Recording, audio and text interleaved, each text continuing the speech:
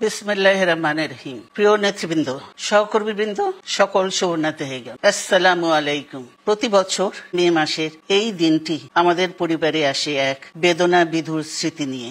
এই দিনে শুধু আমাদের পরিবার নয়, বরং সমগ্র দেশই হয়ে উঠে পড়েছিল বেদনার্ত ও অভিভাবক। আমাদের প্রিয় মাতৃভূমি বাংলাদেশের জন্মের সাথে জড়িয়ে থাকা এক অবিচ্ছেদ্য নাম শহীদ প্রেসিডেন্ট জিয়াউর রহমান, যে চট্টগ্রাম থেকে স্বাধীনতার ঘোষণা করে তিনি এ দেশের সাথে তার নাম অবিচ্ছেদ্য করেছিলেন।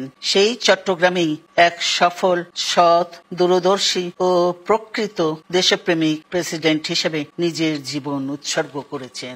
এদেশে গণতন্ত্র, স্বাধীনতা, সংবাদপত্র ও বিচার বিভাগের স্বাধীনতা, স্বনির্ভরতা ও উন্নয়ন এবং নিজস্ব জাতীয়তাবাদ সৃষ্টির অনন্য রূপকার শহীদ জিয়া, যে গণতন্ত্র প্রতিষ্ঠা আর সার্বভৌমত্ব রক্ষার লড়াইয়ে তিনি শাহাদাত বরণ করেছেন, সেই গণতন্ত্র নিরবচ্ছিন্ন যাত্রা আজও বাধাগ্রস্ত হচ্ছে প্রতি পদে পদে। খুব শীঘ্রই আমরা বাংলাদেশকে গণতন্ত্রে পুনঃপ্রতিষ্ঠিত দেখতে পাব।